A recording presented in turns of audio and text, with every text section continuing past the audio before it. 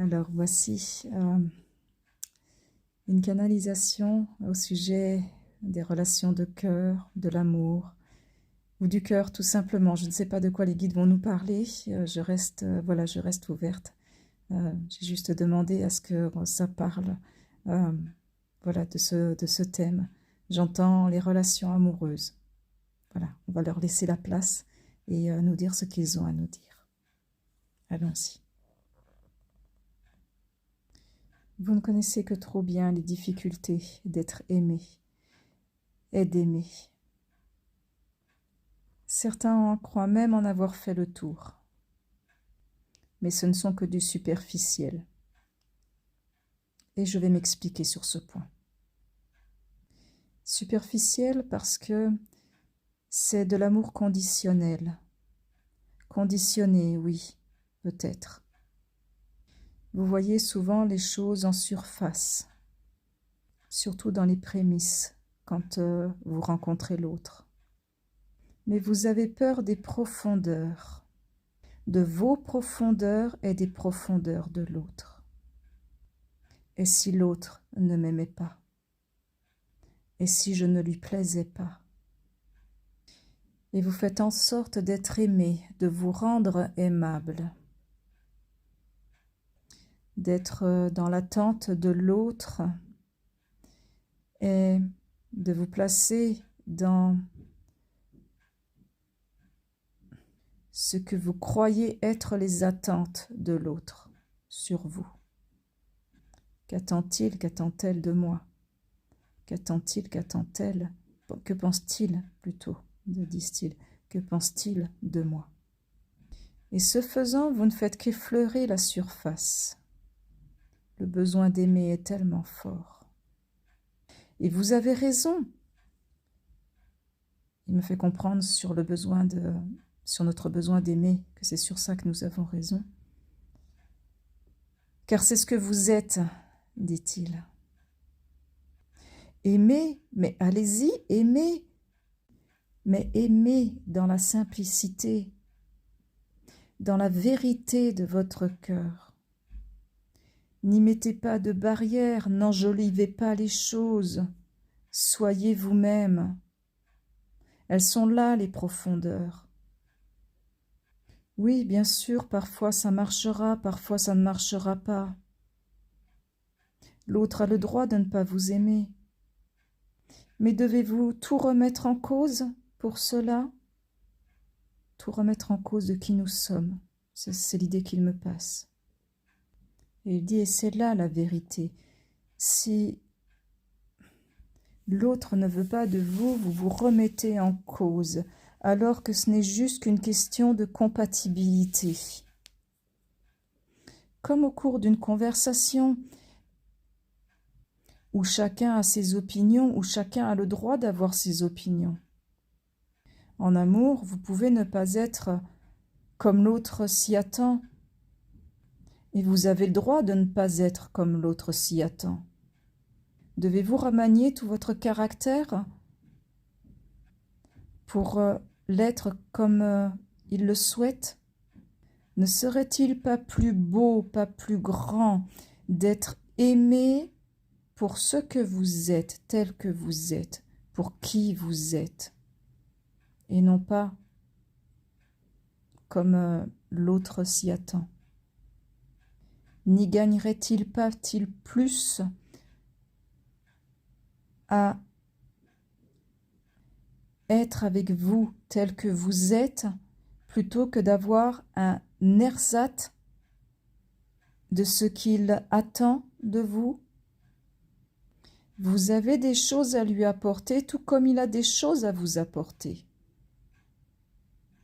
Alors, je me permets de faire une petite parenthèse. Depuis tout à l'heure, je prends conscience qu'il est question de « il », mais prenez-le au sens de l'autre. L'autre qui peut être aussi bien masculin que féminin. Vous y mettez voilà, le genre qui vous correspond, en fait, voilà, à vous et à votre histoire, d'accord? Donc, je ferme la parenthèse. Écoutez votre cœur. Si vous avez confiance, écoutez votre cœur. Alors oui, parfois on peut se tromper, mais faut-il se blâmer pour s'être trompé? Pour quelle raison vous êtes-vous trompé? Peut-être n'avez-vous pas vu quelque chose. Peut-être ne deviez-vous pas le voir à ce moment-là. Mais c'est votre histoire. Cette personne, quelle qu'elle soit, devait vous aider à grandir, même sous l'image d'un bourreau ou d'un petit ami pas à la hauteur. Nous ne voulions pas vous blesser en disant le mot bourreau, car nous savons que certains d'entre vous ont eu des histoires difficiles et que cela vous a écorché, vous a blessé plus en profondeur, car vous y avez mis tout votre amour, tout votre être, presque, ou pourrait-on dire. Vous y avez mis même votre avenir ou vos espoirs d'avenir. Mais dites-vous bien que ce n'était tout simplement pas la personne qu'il vous fallait pour vous épanouir. Alors là, il y a vraiment l'idée que ces personnes-là ne sont pas les personnes qui vont effectivement nous permettre de nous épanouir, mais que le fait de les rencontrer nous permet quand même d'une certaine façon de grandir, mais de grandir vraiment du point de vue de, on va dire de notre évolution de façon plus élevée, plus, je ne sais pas comment dire ça, si c'est au niveau de notre âme, au niveau de notre être divin, mais c'est vraiment quelque chose, il ne faut pas forcément regarder ces relations, excusez-moi de l'expression, mais c'est que la mienne, que aura des pâquerettes en fait, c'est ça le truc. C'est qu'il y a derrière ces relations quelque chose de plus élevé qu'on ne voit pas. C'est comme alors j'ai l'image, vous savez, des courses d'obstacles avec les chevaux. Avec les cavaliers qui sont voilà qui amènent leurs chevaux à simplement à dépasser des obstacles, et que ces personnes-là font un peu cet effet-là, que ce sont comme des, je sais pas si on peut dire ces rencontres-là, je ne vais pas dire ces personnes-là parce que voilà, je vais pas être désobligeante non plus, voilà, sachant que c'est voilà que ce que je ressens que ma traduction propre, mais c'est un peu comme si ces personnes-là, on les rencontrait parce qu'il y a un obstacle et qu'elles vont nous permettre d'apprendre à dépasser l'obstacle. Alors oui, parfois on va mettre du temps, je pense, à dépasser l'obstacle parce que on a l'impression que l'obstacle est un peu trop haut ou qu'on peut pas le franchir, etc.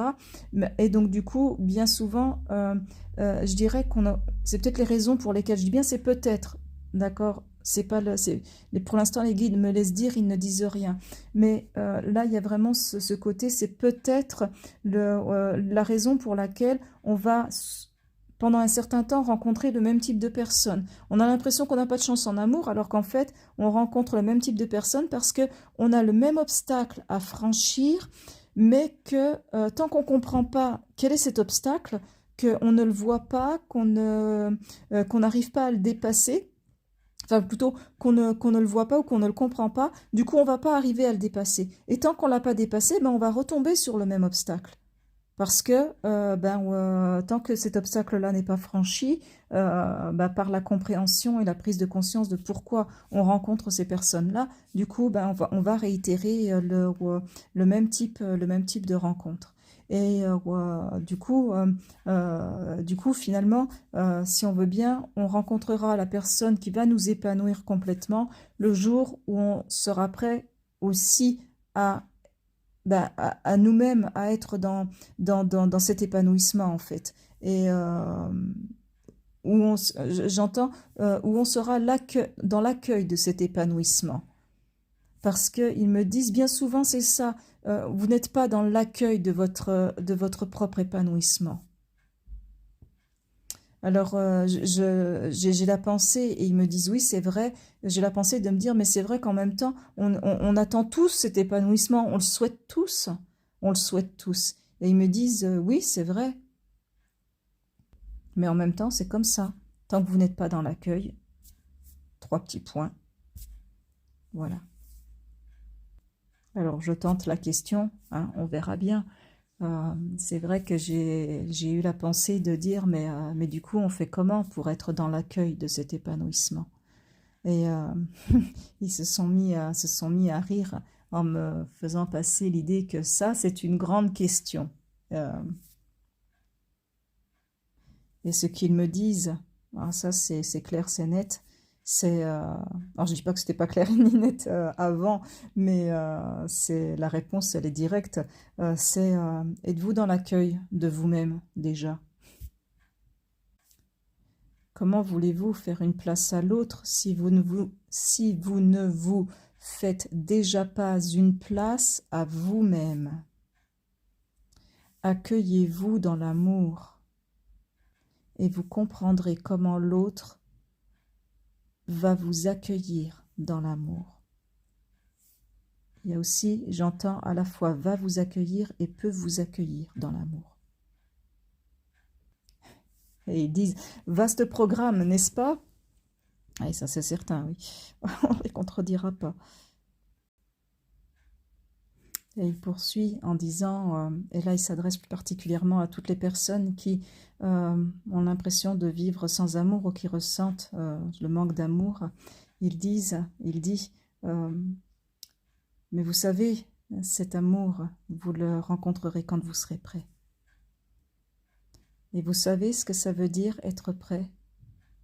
C'est écouter votre cœur, être accessible. Non pas une relation lambda, mais il me fait comprendre que si l'on souhaite un véritable amour, il faut être prêt pour ce véritable amour et ça demande du temps parce que le véritable amour demande aussi de l'accueil, de la disponibilité, j'entends, et ça demande aussi parfois, même souvent d'ailleurs, ou tout le temps, je ne sais pas comment on peut dire, mais ça demande en tout cas que certaines blessures soient dépassées. Et il dit, c'est vrai, parce que si certaines blessures ne sont pas dépassées, vous pouvez mal interpréter les intentions de l'autre. Et il me transmet l'image, enfin l'idée que parfois l'autre qui est dans l'amour, qui nous aime véritablement, peut avoir une bonne intention, mais le fait qu'il existe une blessure à l'intérieur de nous fait que nous, on va mal interpréter cette intention-là ou la voir pas sous le même angle. Et que du coup, ça peut donner naissance à, je ne sais pas si on peut dire, un quiproquo, ouais, à une mauvaise interprétation. Et du coup, l'autre ne va pas comprendre pourquoi on réagit comme ça. Et nous, on va pas forcément... on va pas, j'allais dire forcément bien réagir. J'entends on va surréagir en fait à l'autre. Et ils disent, les guides, alors si vous voulez le véritable amour, il faut vous donner le temps de l'accueillir. Et donc en même temps derrière, ils me transmettent l'idée qu'il faut aussi se donner le temps de soigner ses propres blessures. Il continue en disant « Mais ne vous découragez pas pour autant. En attendant, vivez. Vivez toutes vos relations de cœur. Prenez tout ce que vous avez à prendre. Sauf les relations toxiques. Si vous les sentez dès le départ, celles-ci, ne les prenez pas. Soyez confiants, vous êtes là pour apprendre. Vous êtes là pour vous révéler à vous-même votre véritable amour. Il me donne en même temps l'image du fait que nous sommes des êtres d'amour et c'est ça que nous sommes venus expérimenter, exprimer, découvrir ou redécouvrir ou comprendre. Et il me dit, c'est exactement ça. C'est pour ça qu'il est essentiel de ne pas juger, de ne pas se juger, de ne pas blâmer, de ne pas se blâmer de ce qui a été vécu en fait. Ou même de ne pas se sentir coupable, quelle que soit cette culpabilité. Et ils disent d'ailleurs que cette culpabilité vous freine. Elle ne vous permet pas d'avancer car elle vous amène à avoir peur de réitérer les mêmes erreurs. Alors, il m'envoie l'idée en même temps que certains d'entre nous ne ressentent peut-être pas la culpabilité de s'être trompés, mais que néanmoins c'est le même processus, dans le sens où parfois certaines personnes peuvent ne pas avoir envie de revenir dans une relation amoureuse parce que là où les précédentes ont été désagréables, se sont mal terminées et que du coup, ces personnes ont tendance à se fermer à l'amour pour ne pas parce qu'elles ont peur de réitérer les mêmes erreurs ou que la même histoire se recommence. Et même s'il n'y a pas de culpabilité, en fait, ça reste quand même le même processus. Et il me dit, c'est pas évident, hein, ces relations amoureuses. Non, je crois qu'on sera tous d'accord. On sera tous d'accord pour se dire que c'est pas toujours effectivement évident de pouvoir incarner l'amour sur Terre complètement, totalement. On rêve tous de l'amour inconditionnel, même de l'amour universel. Et c'est vrai que nos égos, notre histoire, ce que l'on a vécu, peut parfois, je sais pas comment on peut dire, mais rendre difficiles les choses. Ou peut-être que c'est nous qui nous compliquons parfois aussi les choses. Je sais pas, à chacun de voir comme il le souhaite. Et quand au moment où je vous ai dit à chacun de voir comme il le souhaite, les guides me disent oui, ça c'est vrai parce que chacun a sa propre opinion sur l'amour, chacun a son propre avis, et ils me font comprendre donc qui est issu de tout ce que chacun a vécu, et que du coup on a tous le droit d'avoir notre propre, je sais pas si on peut dire, version des choses à ce sujet-là. Et comme je ressens, voilà, les guides en ont terminé. Je vais peut-être me permettre de terminer, moi, personnellement, sur ces mots-là. Peut-être en nous disant à nous-mêmes que ne nous privons pas d'aimer et d'être aimés à cause de nos blessures antérieures. Peut-être que nous ne voyons pas l'essentiel et que en accueillant l'amour, comme il le disait tout à l'heure, puisqu'il parlait d'accueillir l'amour, et peut-être que si on accueille cet amour, alors qu'il soit déjà présent dans une relation que vous pouvez vivre, ou que cet amour ne soit pas encore présent, et là je pense aux célibataires, aux personnes célibataires, peut-être que finalement on se permet d'accueillir notre besoin d'aimer et d'être aimé. Parce que je ne peux pas m'empêcher de penser que le besoin, si par exemple, on regarde la pyramide comme les pyramides de Maslow, par exemple, pour ceux qui connaissent, il y a les besoins primaires et puis ensuite tous les autres étages des différents besoins. Pour moi, j'ai toujours tendance à dire que, effectivement, le besoin d'amour n'est pas un besoin, on va dire, de base. Dans la pyramide de Maslow, si mes souvenirs sont bons, après je peux peut-être me tromper, mais je ne crois pas qu'il soit mis au même niveau que le besoin de manger, de dormir, donc un besoin primaire. Et pourtant j'ai l'impression que c'est sans doute un des besoins les plus primaires qui existent. Primaire, mais dans le bon sens du terme, dans le sens que c'est un des besoins les plus essentiels de notre humanité, un des besoins qui nous caractérise, je ne sais pas si on peut dire le plus. C'est pas seulement un besoin physique, c'est un besoin spirituel, c'est un besoin affectif, et que finalement l'amour, c'est peut-être le besoin d'amour, c'est peut-être le besoin qui est le plus complet de tous. Et qu'en respectant ce besoin, peut-être que finalement on se respecte nous-mêmes en tant qu'être divin, en tant qu'être sacré, dans le sens de notre divinité, d'être véritablement qui nous sommes. En tant qu'être divin, nous sommes des êtres d'amour et de lumière, et que accueillir ce besoin d'aimer et d'être aimé, le compléter faire en sorte de pouvoir dépasser nos blessures antérieures pour pouvoir nous permettre d'accueillir un amour plus épanouissant, je ne sais pas si on peut dire plus complet, plus inconditionnel peut-être aussi, peut-être que finalement on se rend service et on se permet d'exprimer qui nous sommes véritablement. Et la question que je me pose, c'est quand on refuse le besoin d'aimer ou d'être aimé, ou qu'on refuse, qu'on se ferme complètement à toute forme de relation amoureuse pour ne plus avoir à souffrir, est-ce que l'on ne se ferme pas d'une certaine façon à qui nous sommes véritablement? Et là, les guides interviennent. Ils me disent que c'est effectivement une grande question, une question essentielle. En tout cas, c'est comme ça que, ils disent une grande question, on va peut-être pas dire essentielle, mais en tout cas, ils me disent une grande question. Ils me disent, et on va tenter de t'expliquer. Ils me disent que, en fait, quand on se ferme à l'amour sur Terre, on ne se ferme pas complètement à notre divinité, à qui l'on est réellement. Ils me disent, parce que ça, on ne peut jamais le fermer. Ça, on ne peut pas le fermer complètement. Ça, c'est pas possible. Ils me disent, c'est ce que nous sommes, donc on ne peut pas se fermer complètement à ça. Par contre, ils me disent, oui, on peut se fermer à l'amour terrestre, et en cela, tu as raison.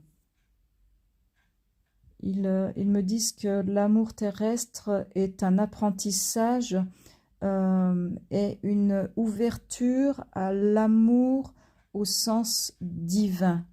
Ils me disent, c'en est même une clé, car l'amour dans la matière est un apprentissage, une expérience de l'amour divin. Alors, pourquoi se gêner, disent-ils? Aimer, tout simplement. Et il me donne l'image d'aimer tout simplement dans toutes les formes d'amour. Aimer les enfants, aimer nos enfants, aimer un parent, un frère, une sœur, aimer un ami, une amie, aimer tout simplement dans toutes les relations, aimer toutes les personnes que l'on peut aimer, que l'on a envie d'aimer. Voilà, comme ils le disent.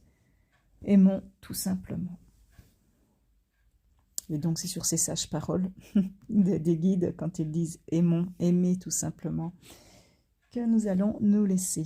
Je vous embrasse très fort, les divins, les divines. Je vous serre très fort sur mon cœur, si vous me le permettez. Je vous dis à tout bientôt. Que la paix et la lumière vous accompagnent, vous et les vôtres, sur votre chemin.